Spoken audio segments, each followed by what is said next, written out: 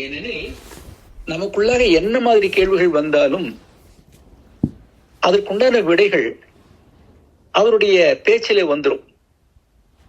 அல்லது நாம என்ன கேள்வி மனதுக்குள்ளாக போட்டுக்கொண்டோமோ அந்த கேள்வி நாம கேட்கல அப்படின்னா கூட சபையில உள்ளவங்க மற்றவங்க மூலமாக அந்த கேள்வி கேட்கப்பட்டு அதுக்குண்டான விடை கிடைக்கும். இதெல்லாம் ரொம்ப அற்புதமாக இருக்கும். இது நானும் உங்களுக்கு நிறைய நல்லா தெரிந்த பேராசிரியர் எல்லப்பன் ஐயா, நாங்க 2 பேரும் பரிமாறிக்கொள்வோம். எப்படி சாத்தியமாகின்றது? மனதுக்குள்ள ஒரு கேள்வி எழுப்பி கொண்டு போகின்றோம், நம்ம கேள்வி கேட்கல, ஆனா இன்னொரு மூலம் அந்த கேள்வி கேட்கப்படுகின்றது, விடைகள் கிடைக்கின்றது என்று சொன்னபோது சுவாமிஜி ஒரு தத்துவம் சொன்னார். அந்த வார்த்தை, அந்த வசனம் அவர் பயன்படுத்தல, இப்பொழுது நான் அந்த வார்த்தை பயன்படுத்துகின்றேன். ஒத்தது ஒத்ததை ஈர்க்கும், லைக் அட்ராக்ட்ஸ் லைக். எப்படிப்பட்ட சிந்தனையில் நாம் வாழ்ந்து கொண்டிருக்கின்றோமோ அதற்கு தகுந்தாற் போல கருத்துக்கள், சிந்தனைகள் நமக்குள்ளாக வர ஆரம்பிக்கும். அப்படி சொன்ன போது இந்த தவத்திலே வரக்கூடிய சில உண்மைகளை கொஞ்சம் உள்வாங்கிக் கொள்ளலாம். ஆக்கினையோ சாந்தியோ துரியமோ துவாசம் எதுவாக இருந்தாலும் பல முறை செய்து கொண்டு வருகின்றோம். அதே தவம் தானே, ஒரே தவம் தானே செய்கின்றோம். இதுல எப்படி நமக்குள்ளாக மாற்றம் வரும்? நீங்க சிந்தித்து பார்த்தீங்கன்னா ஒவ்வொரு முறை தவம் செய்யும் போது நமக்கு நிறைய புதிய புதிய அனுபவங்கள் கிடைக்கும். இப்போ ஆரம்பத்தில் நாம் தவம் கற்றுக்கொண்ட போது செய்ததற்கும் பல காலம் அந்த தவங்களை செய்து கொண்டே வரும்போது நமக்குள்ள எப்படி மாற்றங்கள் எப்படி இருக்கும் அப்படின்னா மனது பண்பட ஆரம்பிக்கும். சுவாமியோட வார்த்தையை சொல்லணும் அப்படின்னா மன விரிவாக்கம், எக்ஸ்பேன்ஷன் ஆஃப் மைண்ட், அது கிடைக்கும். அந்த மன விரிவாக்கம் கிடைத்தாலே அந்த யதார்த்தம் என்பது வந்துடும். எல்லாவற்றையும் நல்லதே காணுதல் என்ற ஒரு பழக்கம் நமக்குள்ளாக வந்துடும்.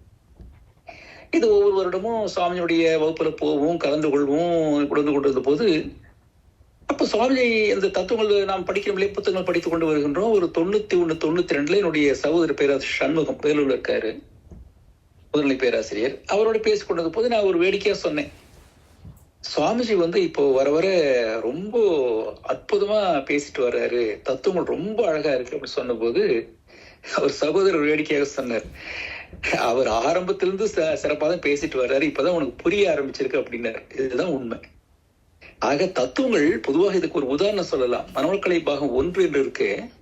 அந்த புத்தகத்தை நீங்க ஒவ்வொரு முறை படிக்கும் போதும் ஒரு புதிய அனுபவங்கள். அதுவும் ஆரம்ப காலத்துல தவம் கற்றுக்கொண்ட போது முதன்மையா படிப்பதற்கும் பின்பு ஒவ்வொரு அகத்தாய் முடித்து படிப்பதற்கும் நிறைய வேறுபாடுகள். அதே புத்தகம் தான், அதே எழுத்துக்கள் தான், அதே தத்துவங்கள் தான். எப்படி வந்ததுங்க? நாம அகநோக்கு பயணம் சொல்லும் இல்லையா, நாம் உள்நோக்கி செல்ல செல்ல தத்துவங்களை உள்வாங்கிக் கொள்கின்றோம். ஆக இது நிறைய அனுபவங்கள். இது ஒன்று, நிறைய உண்டு. ஒரு சில மட்டும் அவங்களோட ஷேர் பண்றேன். அதன் பின்பு 1992 அப்போ சென்னையில இருந்து வேலூர் மாறுதல் பெற்று அங்கே பணி செய்து கொண்டிருந்த போது சயின்டிஸ்ட் மீட் கண்டக்ட் பண்ணாங்க ஊரிஸ் காலேஜ்ல.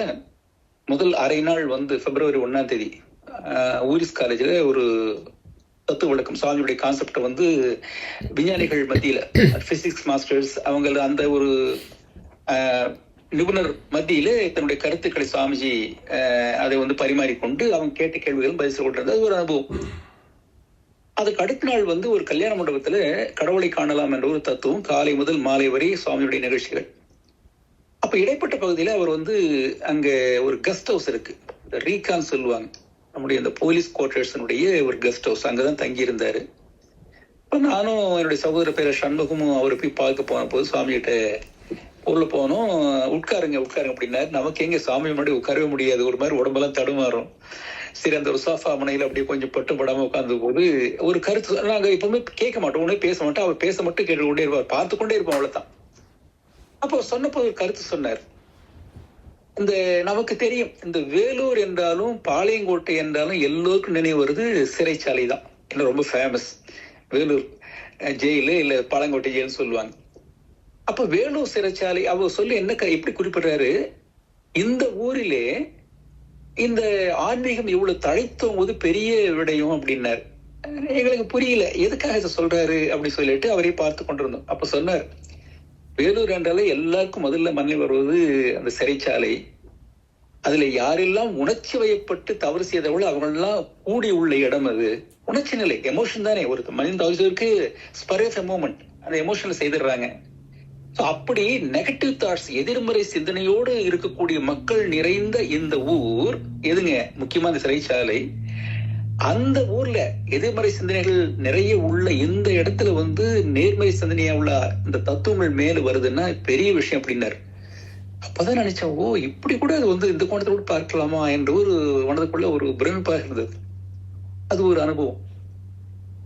அதன் பின்பு ஆழியார் சென்ற போது அங்கே இந்த ஒரு நமக்கு நித்தியானந்தம் நமக்கு தெரியும். நித்தியானந்தம் நான் சொல்லக்கூடிய 92, 93. இப்போ வந்து எனக்கு என்னுடைய தனிப்பட்ட முறையில எனக்கு என்ன ஒரு சின்ன மைனஸ் பாயிண்ட் அப்படின்னா, இந்த மலை பிரதேசங்கள்ல மேல ஏறும்போது தெரியாது, ஆனால் இறங்கும் போது உதாரணமா திருப்பதியோ மற்ற மலை பிரதேசங்கள்ல இறங்கும் போது அந்த வளைந்து பஸ்ஸோ இல்ல வண்டியோ இறங்கும் போது எனக்கு வந்து ஒரு வாந்தி வராது, ஆனா ஒரு தலை சுத்தல் வரும். ஒரு மாதிரி டிசினஸ் பிளஸ் ஒரு மயக்க வர மாதிரி ஃபீல் ஆகும், உடம்பெல்லாம் எக்ஸாஸ்ட் ஆயிடும். அப்படி எனக்கு ஒரு குறைபாடு. அப்போ 93 சுவாமியினுடைய வகுப்புல கலந்து கொண்டிருந்த போது மதியம் காலை நிகழ்வு முடிஞ்சதுங்க. 1 மணி லஞ்ச் முடிச்சுட்டு அதுக்கப்புறம் மேலே அந்த ஒரு நமக்கு தெரியும் ஆழியார் போனவங்களுக்கு தெரியும், அங்க மேலே அந்த மலைமுகட்டுக்கு போயிட்டு வரலாம் அப்படி சொல்லிட்டு ஒரு பஸ்ல பயணித்து போனோம். பாதி வழியிலேயே நேரம் ஆயிடுச்சு. ஏன்னா 4 மணிக்கு சுவாமிஜி வகுப்பு தொடங்கிட்டு சொல்லிட்டு பாதியில இறங்கி இன்னொரு கார் வைத்து கொண்டு கீழே இறங்கிட்டோம். அப்படி இறங்கி வரும்போது நான் சொன்னது போல அந்த வளைந்து கீழே இறங்கிறதுக்குள்ள கிட்டத்தட்ட அப்படி இருக்கும்போது என்ன ஆயிடுச்சு அப்படின்னா, அந்த ஒரு உடம்புக்குள்ள ஒரு பதட்டம், டோட்டலி எக்ஸாஸ்டட், உடம்பெல்லாம் அடிச்சு போட்ட மாதிரி ஆயிடுச்சு. நிக்கவே முடியல, நடக்க முடியும். அப்போ என்னோடு வந்த 2 நண்பர்கள் என்ன செய்யணும், கைத்தாங்கலாக என்னை கூட்டி சென்று எங்க அந்த பஸ் ஸ்டாண்ட்ல இருந்து அந்த அறிவித்திருக்கோயில் பயிற்சி நடக்கக்கூடிய பழைய இடம், இப்பொழுதெல்லாம் மாறி போனதுங்க, பழைய இடத்துல அழைச்சி உட்கார வைத்தாங்க. உட்கார வைத்து என்னால தவத்துல உட்கார முடியுமான்னு தெரியல, ஒரு பெரிய குழப்பமாக இருந்தது. ஆனால் என்ன ஒரு வியப்பு அப்படின்னு பாத்தீங்கன்னா, 4 மணிக்கு சுவாமிஜி வர்றாருங்க. அன்றைக்கு அவர் எடுத்த தவம் நித்தியானந்தம். விளக்கம் கொடுத்து நித்தியானந்தம் எடுக்கிறாருங்க. ஒரு 5 நிமிடத்துக்குள்ளாக உடம்பு அந்த அளவுக்கு ஒரு அடிபட்டு போனது போல ஒரு எக்ஸாஸ்ட் ஆயிருந்தது, டோட்டலி ட்ரெயின்டு. அது டோட்டலா சார்ஜ் ஆயிடுச்சு. ஒரு 5 நிமிஷத்துக்குள்ள அந்த சேஞ்ச் எனக்குள்ளாக தெரிய ஆரம்பிச்சு. இது வந்து தனிப்பட்ட முறையில் எனக்கு ஏற்பட்ட இப்ப நிறைய உண்டு. இது ஒரு அனுபவத்தை நான் ஷேர் பண்றேன். ஆக எதற்கு சொல்றேன் அப்படின்னா, ஒவ்வொரு தவத்திற்கும் ஒரு சிறப்பு என்பது உண்டு. இந்த ஒரு 5 நிமிடத்துக்குள்ளாக உடம்பெல்லாம் ஒரு மாதிரி புத்துணர்ச்சி வந்த ஒரு வேகம். சோ அந்த தவத்தில வரக்கூடிய நன்மைகளை நாம் உள்வாங்கிக் கொண்டு சிந்திக்க ஆரம்பித்தோம் என்றால் அந்த தவம் தொடர்ந்து செய்ய வேண்டும் என்ற எண்ணம், ஒரு வேகம் நமக்குள்ளாக வரும். அது மிக மிக முக்கியமானது. ஏன்னா கேட்கின்றோம், கற்றுக்கொள்கின்றோம். நம்முடைய பழைய பழக்கப்பதிவு, அந்த ஒரு லேசினஸ், சோம்பேறித்தனம் மூலமாக நிறைய முறை நம்ம மிஸ் பண்றோம். அதை கொஞ்சம் சரி செய்து கொள்ள வேண்டியது நம்முடைய கடமை. அது நம்மகிட்ட தான் இருக்கு. அதுக்கெல்லாம் குறுக்கு வழியெல்லாம் கிடையாது. ஆக அப்படி ஒரு தவத்திலே ஏற்பட்ட ஒரு நன்மை, அது ஒரு சிறப்பாக இருந்தது. இப்படி நிறைய உண்டு. ஒரு முறை குடியாத்தம் பயிற்சி முடித்த பின்பு அதற்கு அடுத்த வாரம் அங்கே திருவான்மியூர்ல சுவாமிஜியுடைய வகுப்பில் கலந்து கொள்ளும் வாய்ப்பு கிடைத்தது. பொதுவாக சுவாமிஜி திருவான்மியூர் இருக்கும்போது மாலை கூட்டத்தை முடிஞ்சதுமே அங்க வந்து உட்கார்ந்து கொண்டு அன்பரோடு பேசிக் கொண்டிருப்பார், சின்னங்களை சொல்வாரு, எல்லாம் நாங்க காத்து கொண்டிருப்போம். அப்போ ஒரு நாள் அதுக்கு முந்தைய வாரம் குடியாத்துல பயிற்சி முடித்துட்டு அதுக்கு அடுத்த வாரம் அங்கே போகும் வாய்ப்பை ஏற்படுத்தி கொண்டு திருவான்மியூர் போயிருந்தோம். சுவாமிகிட்ட சொன்ன போது, சுவாமிஜி நேற்று இந்த மாதிரி குடியாத்தம் போயிருந்தேன், உங்க ஒரு நண்பரை பார்த்து பேசினேன், உங்களை பத்தி ரொம்ப விசாரித்தாரு அப்படின்னு. உண்மைதான், அது நடந்தது உண்மை. அப்போ உடனே அவர் வந்து அந்த நண்பருடைய பெயரை சொல்லி, அவரை பார்த்தீங்களா? ஆமா, நானும் அவரும் சேர்ந்துதான் லுங்கி பிசினஸ் எல்லாம் செய்து கொண்டிருந்தோம் என்று சொல்ல ஆரம்பித்து அந்த தொழில தனக்கு இருந்த ஈடுபாட்டை எப்படி காண்பித்தார் அப்படின்னா சொன்னாரு, நாங்க வந்து இந்த ஒரு பச்சை நிறத்துக்கு ஒரு காம்பினேஷன், அந்த கெமிக்கல் காம்பினேஷன் போட்டிருந்தோம், அதை கண்டுபிடித்தோம். அதுக்கு வேதாத்திரி பச்சை என்று பெயர். அது என்னுடைய பெயரில் இருந்து வேதாத்திரி பச்சை என்று பெயர். அந்த நிறம், அந்த கலர் துணி கிழிறவர்கள் சாயம் போகாது அப்படின்னு சொல்லி அந்த அளவுக்கு குவாலிட்டி தரமாக போட்டு கொண்டிருந்தோம்.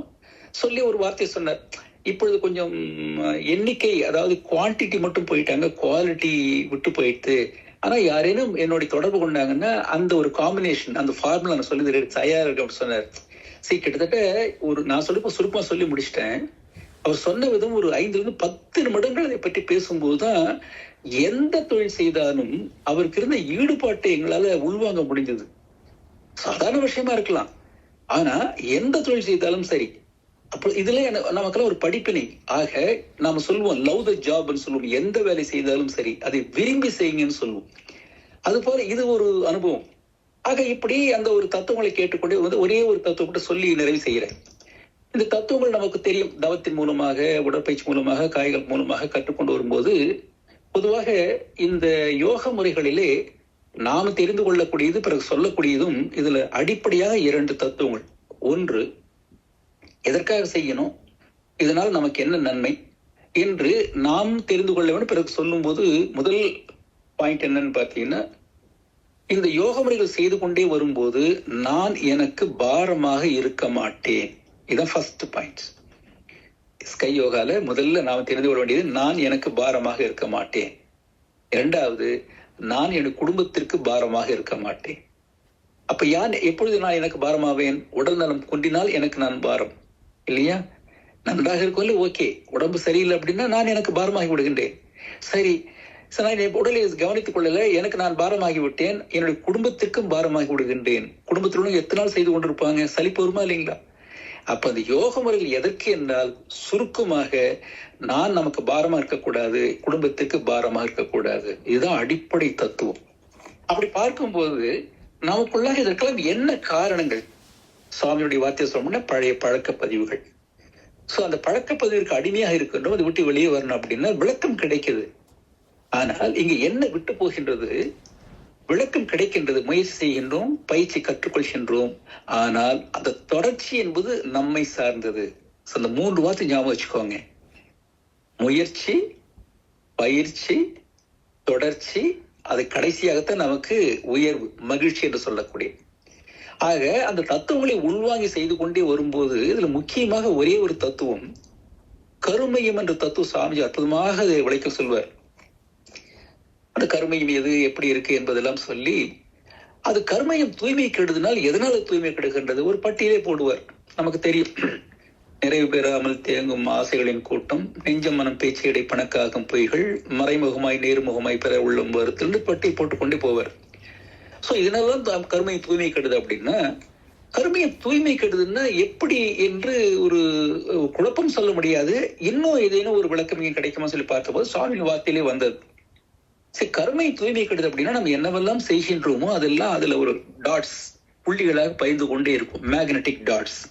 அதுக்கு அப்ப இருந்து அந்த CD எக்ஸாம்பிள்லாம் சொல்லி சுவாமி சொன்னார். அப்ப கருமையத்திலே அந்த பதிவுகள் பதிந்து கொண்டே இருக்கும் அப்படி சொல்லி, அப்படி கருமையத்துல பதிவு அப்படின்னா இப்ப மேக்னெட் டாட்ஸ் புள்ளிகள் இருக்கு அப்படின்னா அந்த புள்ளிகள் எங்கே இருக்குன்னு பார்த்து அதை நீங்க தூய்மை செய்யலாம், அதை இல்லாமல் செய்யலாம் என்றால் அப்படி முடியாது. அப்படி கிடையாது. கருமையத்துல பதியுது என்றால் அந்த கருமையமே தன்மாற்றம் அடைந்து விடும் என்று சொன்னார். எப்படிங்க? நல்லவற்றை போட போட கருமையற்றும் நல்லவையா மாறும், தீயவற்றை போட போட கருமையும் தீமையாக மாறி போகும். அதாவது தன்மாற்றம் அடைந்து உருமாற்றம் பெற்று விடுகின்றது. கருமையுமே அதுதான் களங்கம் அடைதல்னா அதான் பொருள். சோ கருமையம் களங்கமடைந்து விட்டால் அந்த களங்கமடைந்த கருமையத்திலிருந்து தவறான பதிவுகள் எண்ணங்கள் வந்து கொண்டிருக்குமே தவிர அதை சரியாக மாற்றாத வரை இந்த பிரச்சனைக்கு நாம் ஆளாகின்றோம். ஆக கருமையும் அப்படி தூய்மை கெட்டு போயிட்டு அப்படின்னா அது எப்படி தூய்மை செய்தல்? நமக்குள்ள கருமையும் நிறைய பதிவுகள் வந்து கொண்டு தெரிந்தோ தெரியாமலோ, இது நாம் செய்தாக இருக்கலாம், நம்முடைய பெற்றோர் செய்தாக இருக்கலாம், சொல்ற மாதிரியே சஞ்சித கர்மம் இருக்கலாம். ஆக நீங்கள் என்ன சொன்னார் சுவாமிஜி? கருமையத்தில என்னவெல்லாம் பதிந்து கருமையும் கெட்டு இருக்கின்றது, எதற்கெல்லாம் என்ன காரணம், என்ன சஞ்சித கர்மமா, அப்பா அம்மாவா, தாத்தா பாட்டி, அப்படி நீங்க தேடிக்கொண்டு போகாதீங்க. அது முடியாத காரியம். அதை விட நீங்க என்ன செய்யுங்கன்னா ஆக்காமிய கர்ம வினைகளை சரிபார்த்து கொள்ளுங்க. அப்ப அந்த ஆகாமிய கர்மங்கள் எதுங்க? அதான் புதிய பதிவுகள். நீங்க ஆகாமிய கர்மங்களை சரிபார்த்து கொண்டீங்கன்னா புதிய பதிவுகள் சரியாக வர வர வர வர அந்த ஏற்கனவே உள்ள கர்மையும் பதிவு கெட்டிருந்தால் கூட சூப்பர் இம்போசிஷன், மேல் பதிவு என்ற முறையிலே அந்த பழைய பதிவுகள் வெளிவராமல் பிரதிபலிக்காமல் பார்த்து கொள்ள முடியும். சரியான அணுகுமுறை. அற்புதமான வார்த்தை அது. அப்ப நீங்க ஆகாமிய கர்மத்தை ஜஸ்ட் டேக் கேர். அப்ப என்னவாகும்? புதிய பதிவுகள் சிறப்பாக வர வர பழைய பதிவுகள் வெளிப்படாமல் பார்த்துக் கொள்கின்றோம். அப்படின்னா அது பதிவுகள் உள்ளுக்குள்ள இருக்க இருக்கும். நீர் பூத்து நெருப்புன்னு சொல்லுவோம், உள்ளுக்குள்ள இருக்கும். ஆனால் எப்போ வெளிப்படுங்க? சுவாமி சொல்வார் இல்லையா, காலம் நோக்கம், இடம் காலம் நோக்கம் தொடர்பு கொள்ளும் பொருள் திறமைக்கேற்ற பிரதிபலித்துக் கொண்டே இருக்கும். அப்போ நம்முடைய மனதை எந்த அலையக்க வேகத்திலே ஒன்று பதிந்ததோ மீண்டும் அதே அலையக்க வேகம் போகும்போது அது வெளிப்பட ஆரம்பிக்கும். அப்ப நீங்க ஃபார் எக்ஸாம்பிள் உணர்ச்சி நிலையில ஒரு வார்த்தையை பயன்படுத்துறீங்க, அப்ப திரும்ப அந்த உணர்ச்சி நிலை போகும்போது வார்த்தை வெளிப்பட ஆரம்பிக்கும். அதுக்கு மாறாக என்ன செய்யலாம்? தவம் செய்து கொண்டே வர வர மனம் அமைதிய உணர்ச்சி நிலை என்னவெல்லாம் செய்தீர்களோ அதெல்லாம் வெளிப்படாமல் பார்த்து கொள்ள முடியும். அதனாலதான் தவம் சொல்லி கொடுத்தேன் அப்படின்னா சுவாமிஜி. இப்ப மனம் அமைதியில இருக்க என்னவாகும், ஏற்கனவே பழைய பழக்கப்பதிவு தவறான பதிவு இருந்தால் கூட பிரதிபலிக்காமல் பார்த்து கொள்ள முடியும். ஏனெனில் அது பிரதிபலித்தால் மீண்டும் எண்ணமாக சொல்லாக செயலாக மீண்டும் பதிவு ஏற்படுத்திக் கொண்டே இருக்கும். அதனால ஆகாமிகளில் பார்த்து கொள்ளுங்க அப்படின்னார். இது ஒன்று மனதில் வைத்துக் கொள்ளலாம். சரி, இப்ப கருமையும் பதிவு கெட்டு போயிடுச்சு, தூய்மை கெட்டு போயிடுச்சு, என்ன செய்யலாம்? ஆகாமிகள். இதுக்கு உதாரணம் சொன்னார் சுவாமிஜி. இப்ப நீங்க ஒரு டம்ளர்ல தண்ணீர் இருக்கு, அந்த தண்ணீர்ல நீங்க ஒரு சிவப்பு மை, ஒரு ரெட் இங்கு நீங்க கலக்குறீங்க. என்ன வச்சீங்க? தண்ணீர் சிவப்பா மாறி போச்சு. இப்ப சிவப்பை எப்படி எடுக்கிறதுங்க? மேலும் தண்ணீர் சேர்த்து கொண்டே வந்தீங்கன்னா அந்த ஒரு கிளாஸ் தண்ணீர் இல்லையா, அது ஒரு இதுல ஊத்தி அதோட கொஞ்சம் நீர் சேர்க்க என்னவாகும், கொஞ்ச நேரம் ஆனதுமே அந்த சிவப்பு மறைந்து போகும். இதை சொல்லி சொன்னார். அது போல கருமையும் தூய்மை கெட்டிருந்தால் கூட நீங்க நல்ல பதிவு செய்ய என்னவாக்குன்னா அந்த கருமையை தூய்மை அடைந்து கொண்டே வர ஆரம்பிக்கும். இதுதான் சரியான அணுகுமுறை என்று வார்த்தை குறிப்பிட்டார். அற்புதமான சிந்தனை. அதற்கு தவம் எப்படி ஒத்துழைக்கும் என்று சொல்லும் போதுதான் அந்த பதிவு முறிவு என்ற வார்த்தை, அதை உணர்ந்து திருந்தி அடியோடு தேய்த்தழித்தல் அப்படின்னா என்னுக்குள்ளாக உள்ள பதிவுகள் என்னவெல்லாம் இருக்கு என்று தேடிக்கொண்டு போவதை விட நான் என்னுடைய ஆகாமிய கருவிகளை நாம் தூய்மை செய்து கொள்ளும் போது, அதில் ஒரு விழிப்புல இருக்கும் போது எண்ணமோ சொல்லோ செயலோ அதன் காரணமா வரக்கூடிய புதிய பதிவுகள் சிறப்பாக இருக்கும், நிச்சயமா நல்ல பதிவுகளாக இருக்கும். அது பழைய பதிவுகளை வெளிப்படாமல் பார்த்து கொள்ளும். அந்த வேலையை தாங்க தவங்கள் செய்யும். நினைந்து பாருங்க, ஆக்கினை செய்யும் போது ஆகாமிய கருவிகள் சொல்றாரு, துரியம் செய்யும் போது ஆகாமியம் பிளஸ் பிராரப்தம், துரியோதயம் செய்யும் போது ஆகாமியம் பிளஸ் பிராரப்தம் பிளஸ் சஞ்சித கர்மம் மூன்றுமே தூய்மையாகும் அப்படின்னார். ஆக தவங்கள் ஏற்ற மனது பண்படுது, மன விரிவாக்கம் என்பது ஒரு பகுதி, முதல் நிலை. இரண்டாவது, அந்த மனதில் உள்ள கலங்களை இனம் கண்டு கொண்டு அதை தேடிக்கொண்டு எப்படி அழிக்கலாம் என்று போவதை விட நாம செய்யக்கூடிய செயல்களில் தூய்மை சேர்த்து கொண்டோம் என்றால் புதிய பதிவுகள் சிறப்பாக இருக்கும் போது நிச்சயமாக அந்த பழைய தீய பதிவுகள் வெளிப்படாமல் பார்த்து கொள்ள முடியும்.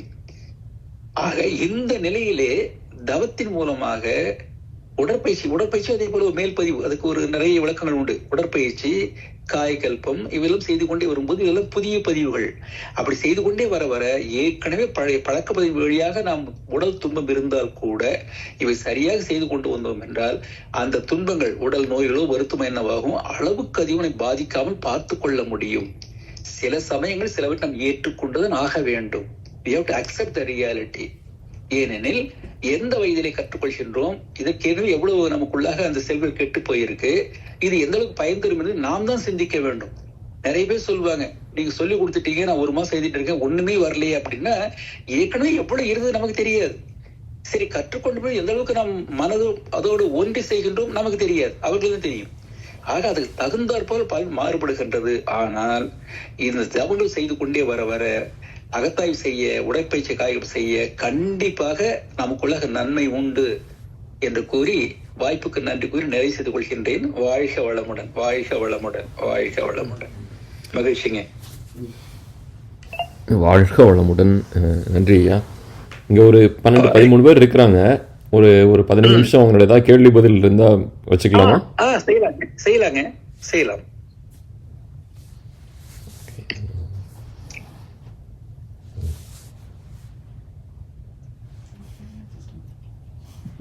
எனி பேசுனது இல்லை, என்னோட அனுபவங்கள் இன்னைக்கு எனி வேதாத்திரிய தத்துவம் உங்களுக்கு சந்தேகங்கள் இருந்தால் ஷேர். எனக்கு ஒரே ஒரு கொஸ்டின் இருக்கு. சொல்லுங்க ஐயா. நீங்கள் முயற்சி, தொடர்ச்சி, மகிழ்ச்சின்னு சொன்னீங்க இல்லையா, இதுக்கும் நம்முடைய மூச்சை கவனித்து நம்மளுடைய மனதை பக்குவப்படுத்துறதுக்கும் என்ன தொடர்பு? அதை நிகழ்காலத்தில் நம்ம எப்படி அதை செம்மையா செய்யலாம்? பொதுவாக சுவாமிஜி மூச்சுக்கு அவர் இந்த விளக்க சொல்றாரு. என்ன சொல்லுவார் அப்படின்னா, மனதை ஒருமுகப்படுத்த கவனித்து செய்யுங்க சொல்லுவார். நீங்க மூச்சை கவனிக்காதீங்க. ஏன்னா அந்த மூச்சு பொதுவாக பிராணாயாமத்தில் குறிப்பிடக்கூடிய வார்த்தை அது. நீங்க உள்வாங்கிறது, உள்ள வைக்கிறது, வெளியே விடுறது சொல்றோம் இல்லையா, அந்த மூச்சை கவனிப்பது என்பது 2வது பட்சம். என்ன செய்றீங்களோ மனதை கொண்டு போங்க. உதாரணமா உடற்பயிற்சி செய்றீங்க, கையை மேல தூக்குறீங்க, மனசு அங்க தோள்பட்டையில் இருக்கட்டும். அப்படித்தான் சொல்லி கொடுத்தார் சுவாமிஜி. நீங்க மூச்சோடு கவனிக்க வேண்டாம், அந்த மூச்சை கவனிக்க வேண்டாம், நீங்க பாட்டு செய்து கொண்டே வாங்க சொன்னார். அந்த மூச்சு வார்த்தை எங்கே வரும் அப்படின்னா, நித்தியானம் செய்யும் போது அந்த மூச்சோடு மனம் மேலே கீழே போயிட்டு அதுக்காக சொல்லப்பட்ட வார்த்தை அவ்வளவுதான். பட் மற்ற இடங்கள்ல மூச்சு நீங்க கொண்டு வர வேண்டாம். நன்றி.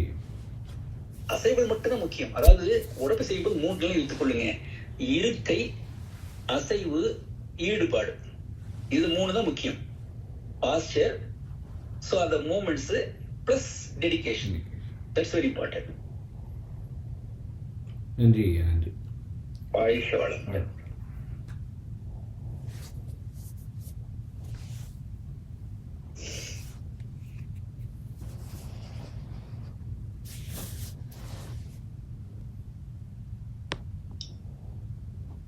சொல்லுங்க குமார். எப்படின்னா சொல்லுங்க சார். சொல்லுங்க. நீங்கள் அந்த இது சொன்னீங்களே சார், லைக் துரியம், சுத்தவழி, லைக் அது வந்து நீங்கள் ப்ரெசென்ட் அண்ட் ஃப்யூச்சர் அதோட யூ செட் இட்ஸ் கனெக்டட் இல்லை சார்? எப்படி சார் அது கனெக்டட்? அது இது சொல்றீங்க பிரசன்ட் ஃபியூச்சர் எது கனெக்ட் ஆகாது? நீங்க ஐயா இப்போ நீங்க சஞ்சிதம், பிராரப்தம், ஆகாமியம் ரிலேட் பண்ணீங்கல்ல, கனெக்ட் ஆகுன்னு கேக்குறீங்களா, கனெக்ட் ஆகான்னு கேக்குறீங்களா? இல்லை, அது எப்படி? ஸோ நம்ம அதில் வந்து நம்ம வந்து தவம் பண்ணும்போது ஒரு சின்ன உதாரணம் சொல்றேன். ஓகே. இப்போ எனக்குள்ள ஒரு எண்ணம் வருதுங்க. அந்த எண்ணம் எதுன்னு சொல்கின்றோம்? ஏற்கனவே இப்போ உதாரணம் இப்படி வச்சுக்கொள்ளுங்க. இப்ப தவம் செய்கின்றோம். தவம் செய்யும் போது நமக்கு நிறைய பேருக்கு பிரச்சனை உண்டு. அதாவது சும்மா இருக்கும் போது அவ்வளவு எண்ணங்கள் வருதான்னு தெரியாது. ஆனா தவத்தில் உட்கார்ந்து ஏகப்பட்ட எண்ணங்கள் வரும். அப்போ சுவாமி சொன்னார், அந்த எண்ணங்கள் வருது அப்படின்னா, மனது இயங்குது, எண்ணங்களை வருது அப்படின்னா, நீங்க உட்கார்ந்து அமைதிக்கு வரும்போது எண்ணங்கள் வருது அப்படின்னா வெளியிருந்து வரல, அது உள்ளுக்குள்ள ஏற்கனவே என்ன ரெக்கார்ட் ஆயிருந்தது, அதுதான் வெளியே வர ஆரம்பிக்குது. அப்படி பார்க்கும்போது எனக்குள்ள என்னவெல்லாம் இருந்தது என்று தேடி போக முடியுமா? தெரியாது. நமக்கு என்ன தெரியாது. இப்போ என்ன சொல்றோம், உடம்பு சரியில்லை, ஏதோ பிரச்சனை வருது அப்படின்னா, சரிங்க ஏதோ அப்பா அம்மா செஞ்ச ஒரு ஏதோ அனுபவிச்சுட்டு இருக்கேன் அப்படின்னு சொல்றமே தவிர என்னன்னு தெரியாது நமக்கு. சரி, அதை தேடிக்கொண்டு போவதை விட என்னவாகும், நமக்கு லிங்க் சொன்னோம் இல்லையா, உடம்புக்குள்ள ஒரு பாவப்பதி இருக்கு அப்படின்னா ஒரு 4 அடையாளம் சொல்லுவாங்க. உடலிலே நோய், உள்ளத்திலே களங்கம், வாழ்க்கையில் சிக்கல், மனதில் குழப்பம். இது 4 தான் சுவாமி சொன்னது. அப்ப இந்த 4 இருந்தா நாம லிங்க் பண்றோம். ரைட், ஏதோ ஒரு பிரச்சனை ஏதோ ஏற்பட்டு இருக்கு, யாருக்கும் நான் தெரிஞ்சு பண்ணிருக்க மாதிரி இருக்கு. சரி, அது என்னை தேடிக்கொண்டு போகணும். இனிமே நான் சரியா செய்யணும், நல்ல வார்த்தையை பயன்படுத்துறேன், நான் என்னால் முடிவு பிறகு உதவி செய்யறேன் என்ற எண்ணத்தை நமக்குள்ள கொண்டு வர வேண்டும். இந்த லிங்க் வந்து நாம தான் ஏற்படுத்திக் கொள்ள வேண்டும். வாழ்க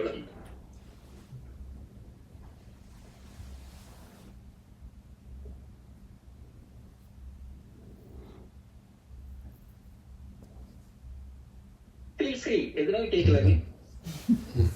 என் நண்பர்கள் சாமி தான் ஷேர் பண்ண போறோம். ஐயா, நீங்க சொன்னதுல சம்மந்தப்பட்ட ஒரு கேள்வி தான். அதாவது நம்மளுடைய மனத்தினுடைய உள் குப்பைகள் எல்லாம் வெளியே வந்து வச்சிருக்கோம் தியானம் பண்ணும்போது. அந்த அப்போ அதை கண்ட்ரோல் பண்ணுறது சரியான முறையா? இப்போ நான் என்ன பண்ணுறேன்னா, ஏதாவது பழைய சின்ன குழந்தையில பண்ணினது ஏதாவது அப்படி சர்ஃபஸ் ஆகும்போது நான் வந்து என்னுடைய குருநாதரை நினைச்சிட்டு அவருடைய நாமத்தை சொல்றது, அவரை நினைச்சிருப்பது, உடனே அதை அப்படியே சப்ரஸ் பண்றது. அப்படி கரெக்டா இல்ல அதை கவனிக்கிறது கரெக்டா? இதுதான் டைவர்ஷன். இன்ஃபேக்ட் சைக்காலஜில ஒரு இது சொல்றேன் உங்களுக்கு. இப்போ சில சமயங்கள் நமக்கு தெரிந்தோ தெரியாமலோ மூடு டல்லா, காரணமே இல்லாமல் ரொம்ப டல்லா இருக்கும். எந்த ரீசனே தெரியாது. இல்ல சில எல்லாம் இப்ப லேடிஸ் எல்லாம் பாத்தீங்கன்னா ஒரு அழுகே இருக்குன்னு வைத்துக் கொள்ளுங்களேன். ஏன் லேடிஸ் ஜென்ஸ் அழுறாங்க, சும்மா ஒரு உதாரணம் சொன்னேன். அப்போ என்ன ஒரு சைக்கலாஜிக்கலா ஒரு சுவாமி ஒரு வழி சொல்லி கொடுத்தாருன்னா, அந்த மாதிரி மனம் சோர்வாக இருக்கும்போது உங்கள் வாழ்க்கையில் நடந்த நல்ல நிகழ்ச்சிகள், சந்தோஷ நிகழ்ச்சிகள் நினைவு கூறுங்க அப்படிங்க. இதுதான் டைவர்ஷன். இன்ஃபேக்ட் இது வந்து நாங்க என்ன மாறாயதில்ல, நெகட்டிவ் தாட்ஸ் வந்துகிட்டே இருக்கு, அது எப்படி போகிறது கேட்கும்போது நீங்க அது போகிறன்னு நினைக்காதீங்க. நீங்க வந்து டைவர்ட் பண்ணி பாசிட்டிவ் தாட்ஸ் போயிடுங்க. டைவர்ட் பண்ணிக்குவாங்க, நீங்க பாசிட்டிவ் தாட்ஸ் இல்ல டைவர்ட் பண்ணிக்கோன்னு சொல்லுவோம். அது போல நீங்க சொல்றது போல இளம் வயதுல ஏற்பட்டது போகணும் அப்படின்னு நீங்க சொல்றீங்க பாருங்க. ஏதோ ஒரு மந்திரமோ இல்ல ஏதோ ஒரு மனதில் கொண்டு வரங்க இல்லையா, அதுதான் super position. That's the best method. அந்த வழியில தான் அப்படி சரி செய்ய முடியும். வாழ்க்கை வளமுடன். அற்புதமான ஒரு குறிப்பு கொடுத்தீங்க. நன்றி. வாழ்க்கை வளமுடன்.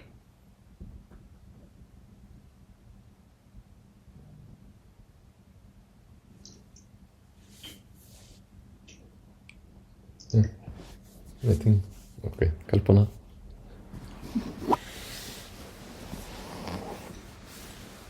வளமுடன். மறுபடியும் உங்களுக்கு ஒரு நினைவுபடுத்துறேனே, ஏற்கனவே நீங்க பரிமாறிக்கொண்ட கருத்துக்கள் தத்துவம் இப்ப நான் பேசுறது புதுசு ஒண்ணுமே கிடையாது. இப்ப ராஜேஷ் ஐயா இருக்காரு, மற்ற பேரரசு நிறைய பேர் இருப்பீங்க, அருணதியில் இருப்பீங்க. நீங்க சொல்லப்பட்ட கருத்துக்கள் தான். இதுல ஒண்ணும் புதுசா நாங்க வெளியிருந்து யாரும் சொல்றது இல்ல. இது என்ன ஒரு ஒரு சைக்கலாஜிக்கல் அப்படின்னா, உள்ளூர் மாடு வேலை போகாது அப்படின்னு கேள்விப்பட்டிருக்கீங்களா? அதே தத்துவம் தான். இப்ப இதுல என்னவெல்லாம் பேசுனா அதே தத்துவம் தான். இது ஒரு மூணாம் நபர் புதுசா சொல்லும் போது மனதுல பதிகிற மாதிரி இருக்கும். பட் புதுசா சொல்ற ஒண்ணுமே கிடையாது. இது மனித இயல்பு. நான் சின்ன உதாரணம் சொல்வேன். நான் சென்னையில தாம்பரத்துல இருக்கேன். தாம்பரத்துல பக்கத்துல இந்த மாடம்பாக்கத்துல ஒரு சின்ன எக்ஸாம்பிள் கோர்ஸ் தான், தெரிஞ்சவங்க ஞாபகம் வச்சுக்கோங்க. அங்க ஒரு பெரிய ஒரு அற்புதமான ஒரு கோயில் ஒண்ணு இருக்கு, தேனுபுரீஸ்வரர் கோயில், ரொம்ப ஃபேமஸ். அந்த தேனுபுரீஸ்வரர் கோயில் பாக்குறதுக்கு உலகத்து ஊர்லாம் போவாங்க. ஆனா நாம அது பக்கத்துல இருப்போம், நாம அதுக்கு நமக்கு அப்படி விப்பாட தெரியாது. இதுதான் மனித இயல்பு. நாம ஏற்கனவே நிறைய பரிசு ஷேர் பண்ணிட்டு இருந்தா கூட புதுசா வர்றவங்க ஏதோ சொல்ல போறாங்க, அதேதான் தத்துவம், அதே ஆக்கினேயர், அதே சாந்தி, அதே துரியம் தான், புதுசா ஒண்ணும் கிடையாது. பட் இருந்தா கூட இந்த மாதிரி சில சமயங்களிலே இன்னொரு நபர் மூலமாக அந்த கருத்துக்கள் கேட்கும் போது நமக்குள்ள பதியுது. இது நம்முடைய இயல்பு, மனித இயல்பு. It's quite natural. அதனால புதுசு ஒண்ணுமே கிடையாது. ஏற்கனவே நீங்க என்ன ஷேர் பண்ணீங்களோ அது ஒரு சில கருத்து மட்டும் தான் நான் ஷேர் பண்ணேன். வாழ்க்கை வளமுடன். ஐயா, எனக்கு ஒரு டவுட் இருக்குது. நீங்கள் சொன்னீங்க அந்த பயிற்சி முயற்சி தொடர்ச்சி அப்படி சொன்னீங்க. அது பயிற்சி முயற்சி அது பண்ணிகிட்ருக்கோம். அந்த தொடர்ச்சினா என்னை பொறுத்த வரைக்கும் நல்லா தவம் பண்ணி ஸ்மூத்தாக போயிட்டுருக்கும் போது திடீர்னு ஏதாவது ஒரு ப்ராப்ளம் வந்தால் திருப்பி அந்த முயற்சிக்கு போகிற மாதிரி இருக்குது. அந்த தொடர்ச்சியாக அது பண்ணுறது கொஞ்சம் அதுக்கு ஏதாவது கொஞ்சம் உண்மைதாங்க. ஏன்னா சில சமயங்கள்ல நாம எல்லாமே செய்து கொண்டு வந்தால் கூட நாம தனி நபர் கிடையாது. நம்மை சுற்றி நம்முடைய குடும்பம் இருக்கு, உறவு இருக்கு, ஆபீஸ்ல நிறைய இருக்கு இல்லைங்களா? அதுல சில தடங்கள் வரத்தான் செய்யும். அது பரவாயில்லை. இன்ஃபேக்ட் ஒரு ஒரு சின்ன உதாரணம் சொல்றேன். நாம பஸ் பயணம் போறோம்னு வச்சுக்கோங்க. இந்த பஸ் பயணம் போகும்போது ஒரு 40 பேர் உள்ள பஸ், அதுல நாம ஏறோம், 4 பேர் தான் உட்கார்ந்து இருக்காங்க. நாம ஒரு சீட்ல போயிட்டு உட்கார்ந்தோம் அப்படின்னா கண்டிப்பா அது ஒரு சீட்ல உட்கார மாட்டோம். ஏன்னா பஸ் காலியா இருந்தா ஒரு 4 இடமா அது மாறுவோம். இங்க வேணாம் அங்க உட்காரலாம், அங்க வேணாம் இங்க உட்காரலாம், இங்க வேணாம் போருவோம் இல்லைங்களா? இது மனித இயல்பு. இதுவே அந்த பஸ்ல ஏறுறீங்க, ஒரு சீட் தான் இருக்கு, அது எது வந்தா ஓடி போய் உட்காரமா இல்லைங்களா? இதுதான் மனித இயல்பு. ஏன் சொல்றேன் அப்படின்னா, பிரச்சனைகள் நடுவே பயிர் செய்யறதாங்க பெரிய விஷயம். எல்லாத்தையும் விட்டுட்டு போயிட்டு இமமையில் உட்கார்ந்து தவம் செய்யறது ஒரு பெரிய விஷயமே கிடையாது. நம்முடைய குடும்ப சூழல்ல சத்தத்துல பிரச்சனை நடுவே நம்ம தவம் செய்ய பாருங்க, அதுதான் பெரிய விஷயங்கள். சுவாமி சொன்ன வார்த்தை இது. அதனால எல்லாமே ரொம்ப சுமூகமாக இருந்து செய்து பெரிய விடயமே இல்லை. இந்த பிரச்சனையின் நடுவே நாம செய்யறதுக்கு பாருங்க, அதுதான் பலனை தரக்கூடியது. இன்னொரு ஒரு சின்ன ஒரு கம்பேரிசன் சொல்றேன். இப்போ நீங்க சொன்னீங்க இல்லையா, சில சமயங்கள் நாம் செய்து கொண்டிருந்தால் கூட இதுல இடைப்பட்டு போய் ஒரு தடை வந்துடுது, அதுக்கப்புறம் மறுபடியும் நான் முயற்சி பண்ண முடியாது சொல்லிட்டு. இன்ஃபேக்ட் நான் இன்னைக்கு ரெகுலரா தவம் பண்றோம். தவமா ஒரு காலையில 10 நிமிஷம் 5 நிமிஷம் பண்றோம், முடிஞ்சு போயிடுது. ஒரு நாள் செய்யறேன்னு வச்சுக்கோங்களேன். ஒரு சின்ன உதாரணம் தானே, அதுக்காக நான் அதை ஃபாலோ பண்ண சொல்ல வரல. ஒரு நாள் தவம் செய்ய முடியும்னு வச்சுக்கோங்களேன். இப்ப தவம் செய்தீங்கன்னா தவம் செய்துட்டு அதோட மேல முடிஞ்சு போயிட்டுங்க. ஆனா தவம் செய்யாத அன்னைக்கு அந்த தவத்தை பற்றி நிறைய சிந்தனை மனதில் ஓடிக்கொண்டே இருக்கும். அடடா இன்னைக்கு செய்ய விட்டுட்டேன், நீ மிஸ் ஆயிட்டு, இன்னைக்கு செய்ய விட்டுட்டேன் அப்படின்னு பாருங்க. இன்ஃபேக்ட் தவம் செய்யறனால விட தவம் செய்யாத நாள் நிறைய சிந்தனை உங்களுக்கு வர ஆரம்பிக்கும். சின்ன உதாரணம் தான், அதனால செய்யாம இருக்காதீங்க. ஒரு சின்ன உதாரணம். அதனால அந்த முயற்சி என்பது நம்மை சார்ந்தது. அது வேற எந்த வகையிலும் கொண்டு வர முடியாது. நாம முயன்று இப்போ ஒரு பிசினஸ் பண்றோம், ஒரு வியாபாரம் பண்ணது நமக்கு லாபம் வருது. லாபம் வந்ததுமே அந்த பிசினஸ் நிறுத்திடுமா? இல்லையே, திரும்ப மேலும் செய்து கொண்டுதான் வருகின்றோம். தவம் செய்கின்றோம், உடற்பயிற்சி பண்றோம், உடம்பு நல்லா இருக்கு. அப்போ தொடர்ந்து செய்யணுங்கிற எண்ணம் நமக்கு தான் வரணும். அது நம்மை சார்ந்தது. சில சமயங்கள்ல ஒரு தடங்கள் வரும், அது பெருசுபடுத்த வேண்டாம். It's all in the game. வாழ்க்கை வளமுடன்.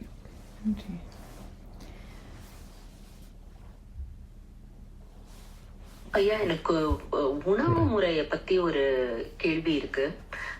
நம்ம வந்து மகரிஷி இந்த மாதிரி இந்த மீட் எல்லாம் சாப்பிடாதீங்க அப்படின்னு சொல்லியிருக்காரு. பட் நம்ம யாரையுமே துன்புறுத்த கூடாதுன்னா அதை எங்க ஸ்டார்ட் பண்ணி எங்க எண்ட் பண்றது? லைக் இப்போ நம்ம பட்டு புடவை கட்டுறோம், லெதர் ஜாக்கெட் போடுறோம், ஹனி சாப்பிடுறோம். ஸோ நம்ம எங்கேயாவது யாரையாவது துன்புறுத்துறோம், பால் சாப்பிடுறோம். ஸோ துன்புறுத்தாமையே இல்லை. ஸோ அதை பத்தி ஏதாவது சொல்லியிருக்காரா பியாண்ட் மீட்? அத பத்தி ஏதாவது சொல்லியிருக்காரு? சுவாமிஜி இன்ஃபேக்ட் மீட் பத்தி கூட அவர் வந்து இதெல்லாம் சாப்பிடாதீங்க அவர் சொல்லல. அவர் எப்படி சொன்னார் அப்படின்னா, இந்த என்வில வீல என்ன பிளஸ் மைனஸ் மட்டும் தான் சொன்னார். அவர் எங்கேயுமே இந்த உணவு எடுத்துக்காதீங்க அப்படின்னு அவர் எங்கேயும் சொல்லல. இதுல என்ன குறை நிறைய சொன்னார். இப்ப நீங்க சொன்னது போல எந்த ஒரு ஜீவனையும் துன்புறுத்தாமல் வாழ முடியுமா அப்படின்னா பெரிய கேள்விக்குறி. இப்போ இங்கெல்லாம் ஒண்ணும் இல்ல. நீங்க இந்தியாலாம் போறீங்க அப்படின்னா எவ்வளவு கொசு இருக்கு, எவ்வளவு மூட்டை பூச்சி இருக்கு, எப்படி கொல்லாம இருக்கிறது? சரி, ஏதோ ஒரு விலங்கு என்ன வந்து தாக்க வருது, நான் என்ன காப்பாற்றிக் கொள்ள வேண்டுமா இல்லையா? அப்ப தாக்கிதானே ஆகணும். என்ன சொல்ல வர்றாரு, முடிந்த மட்டும் துன்பம் தராமல் இருங்கன்னு சொன்னாரே தவிர சிலதெல்லாம் தவிர்க்க முடியாது, தவிர்க்கவே முடியாது. அதனால இப்ப நீங்க சொன்னது போல எங்கிருந்து தொடங்கலாம் அப்படின்னா நம்மை சார்ந்து. இப்ப நாம ஒருத்தர் வந்து சுவாமி சொன்னார், அது எப்படி சொன்னாருன்னு அவர் சொன்ன உதாரணம் சொல்றேன். இப்போ நிறைய இடங்கள்ல இப்போ இந்த ஆர்கானிக் ஃபுட் எல்லாம் நிறைய வர ஆரம்பிச்சிடுது. நீ இயற்கை உணவு சாப்பிடுங்க, அதுக்கப்புறம் இந்த ஆல்டர்னேட்டிவ் மெடிசன்ஸ் இல்லாட்டி எல்லாம் சொல்ல ஆரம்பிச்சுட்டாங்க. அதை நீங்க வந்து விலங்குகளை பாருங்க, அது பச்சையா சாப்பிடுதா? அவன் பச்சையா தானே சாப்பிடுது, வேக வச்சு சாப்பிடுறது இல்லையே. அப்ப மனுஷன் மட்டும் வேக வச்சு சாப்பிடுறானே, நீங்களும் விலங்கு மாதிரி பச்சையா சாப்பிடுங்கன்னு ஒரு இயக்கம் இருக்கு.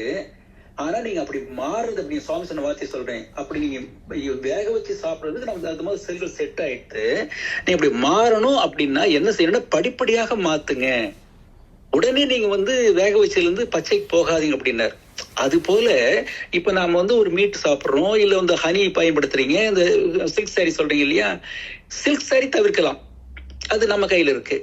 ஹனி என்பது மருந்தாக பயன்படுத்துறோம் இல்லையா, அப்ப அது ஒரு மருந்தாக நம்ம வைத்துக் கொள்ளுங்க.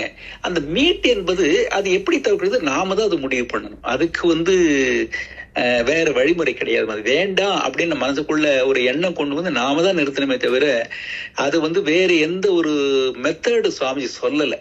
இது மனம் சார்ந்தது. சுவாமிஜி அதை சொல்லும் போது 2 வார்த்தை சொன்னார், தெளிவு, துணிவு. ஒரு முடிவு எடுக்கணும் அப்படின்னா தெளிவு, இது வேணுமா வேணாமா தெளிவு எனக்குள்ள வரணும். ஒரு முடிவு எடுக்கிற அந்த முடிவு எடுக்கிற துணிவு எனக்குள்ளாக வரணும். அவர் சொன்ன வார்த்தை தெளிவு, துணிவு, முடிவு. வாழ்க வளமுடன். நன்றி.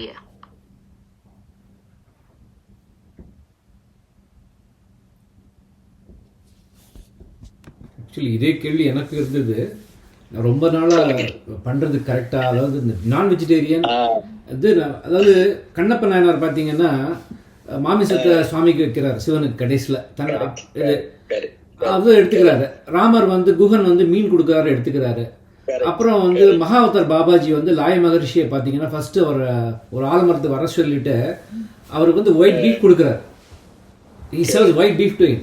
அப்போ நான் வந்து எனக்குள்ளே கேள்வி, இவ்வளோ பெரிய மகான்கள் இவ்வளவு பண்ணுறா, அப்போ வந்து அது கரெக்டா தப்பா? இது வந்து ரொம்ப நாளாக இந்த கொஸ்டின் ஓடிட்டு இருக்கு மைண்டில்.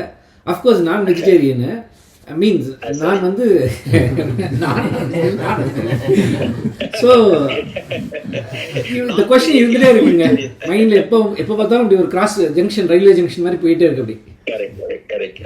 இது நம்ம பேராசிரியர் கேஜி சாமி ஒரு வேடிக்கை உதாரணம் சொன்னார். நீங்க எதை எடுத்துக்கொண்டாலும் நீங்க அந்த அட்டாச்மெண்ட் டிட்டாச்மெண்ட் சொல்றோம் இல்லையா, உணவிலை கண்ட உண்மையை தெளிவு துறவும் சொல்லுவோம் பாருங்க, அந்த மாதிரி உதாரணம் சொல்லி சொன்னார். அவரு ஒரு காட்டு வழியோ ஒரு முனிவர் போயிட்டு இருந்தாராம். எதிரில் வந்து குடிகார் ஒரு மொந்தைன்னு சொல்லுவாங்க, மொந்தைன்னா அந்த பாத்திரம், அந்த ஒரு சட்டி மாதிரி இருக்குன்னு வச்சுவாங்க, அந்த மொந்தையில கல்லு கொண்டு வந்து நீ குடி குடி அப்படின்னாரா அந்த முனிவரை. அந்த முனிவர் என்ன சொன்னாலும் ஐயோ தவறு, வேண்டாம், கூடாது, எவ்வளவோ வருது சொன்னாலும் கேட்கவே இல்லை, குடிச்சுதான் சொல்லிட்டு அந்த குடிகார வந்து தொந்தரவு பண்றான்.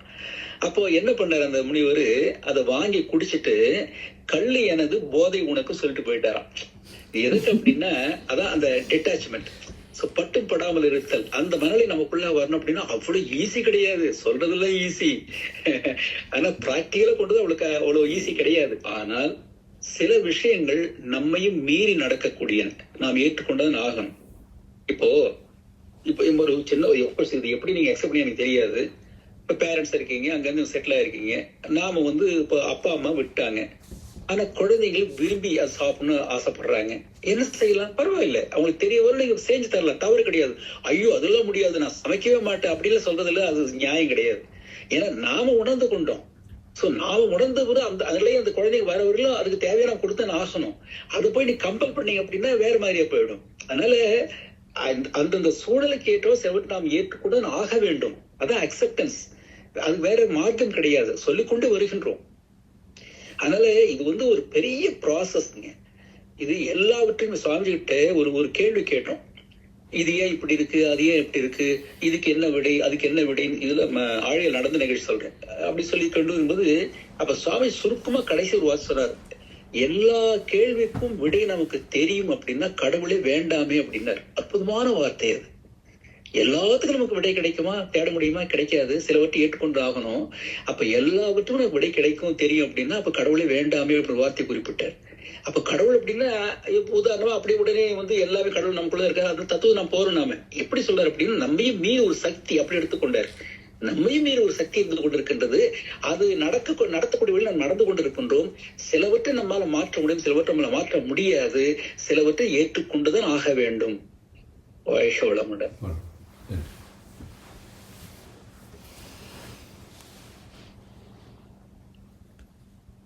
யாராவது எனி அதர் தாட்ஸ்? ஐயா, மறதி பற்றி ஒரு கேள்வி இருக்குது. நல்லதெல்லாம் சீக்கிரம் நம்ம மறந்துடுறோம்.